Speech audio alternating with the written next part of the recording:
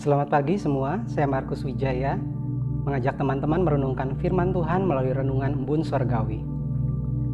Bulan ini adalah bulan awal di tahun 2022, dan selalu menarik melihat awal dari segala sesuatu. Awal tahun baru selalu kita rayakan. Awal dari kehidupan seorang bayi, semua keluarga bersuka cita. Awal dari pernikahan, semua orang memberikan selamat.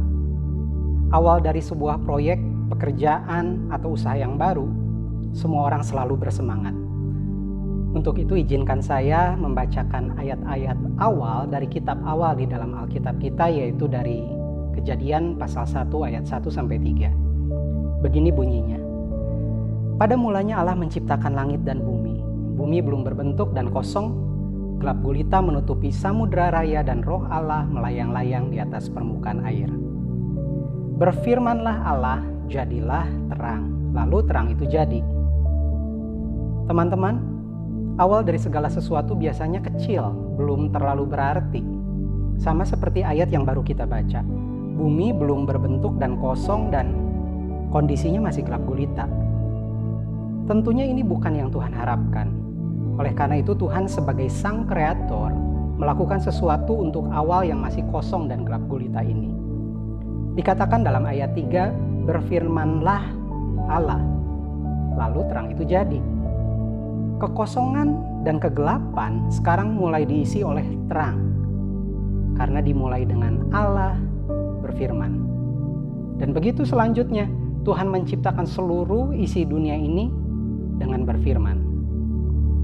Teman-teman, pagi hari ini saya ingin bertanya, apakah ada awal di dalam kehidupanmu saat ini? Mungkin itu pekerjaan yang baru, atau usaha yang baru, mungkin hubungan yang baru, atau target-target yang baru di awal tahun ini, atau mungkin juga masalah-masalah yang belum selesai di tahun 2021 kemarin dan ingin kita bereskan di tahun baru ini. Mungkin saat ini teman-teman merasa semuanya itu masih kosong, belum berbentuk, dan gelap. Tetapi ayat yang baru kita baca mengingatkan kita tentang firman. Ya, betul. Berfirman. Firman dapat berarti ayat-ayat di dalam Alkitab yang dapat kita baca, kita renungkan, dan kita lakukan agar manusia rohani kita semakin bertumbuh. Tetapi lebih daripada itu, di dalam Roma 10 ayat 8 dikatakan, firman itu dekat kepadamu, yakni di dalam mulutmu dan di dalam hatimu. Kita perlu mencontoh apa yang Tuhan lakukan kepada ketidakberbentukan, kekosongan, dan kegelapan, yaitu Tuhan berfirman. Menurut ayat di Roma tadi, firman itu dekat kepadamu, yakni di dalam mulutmu dan di dalam hatimu. Berarti ketika Tuhan berfirman, di dalam hati Tuhan Dia sudah melihat bentuk yang indah dari ketidakberbentukan.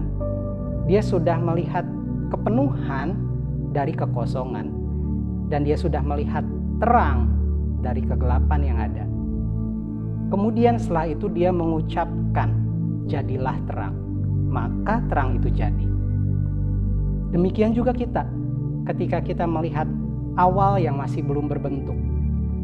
Mungkin Anda tidak tahu persis masa depannya bakal seperti apa. Kita masih melihat awal yang kosong dan gelap. Tapi kondisi ini bukan yang kita harapkan.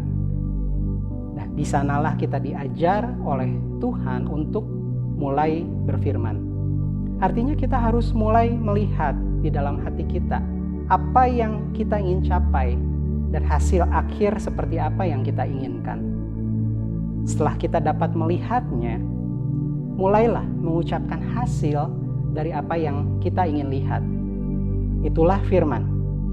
Dekat kepadamu, yakni di dalam mulutmu dan di dalam hatimu. Melalui renungan Embun Surgawi kali ini, biarlah ayat-ayat ini mengingatkan kepada kita semua bagaimana kita mengucapkan firman, speak a blessing, mengucapkan berkat bagi situasi kehidupan kita. Dan sebagai penutup, biarlah pertanyaan ini menjadi perenungan buat pribadi kita semua masing-masing. Apakah isi hati kita, apa yang kita ucapkan dan apa yang kita lakukan sudah sesuai dengan apa yang ingin kita lihat di kemudian hari? Selamat pagi, Tuhan memberkati.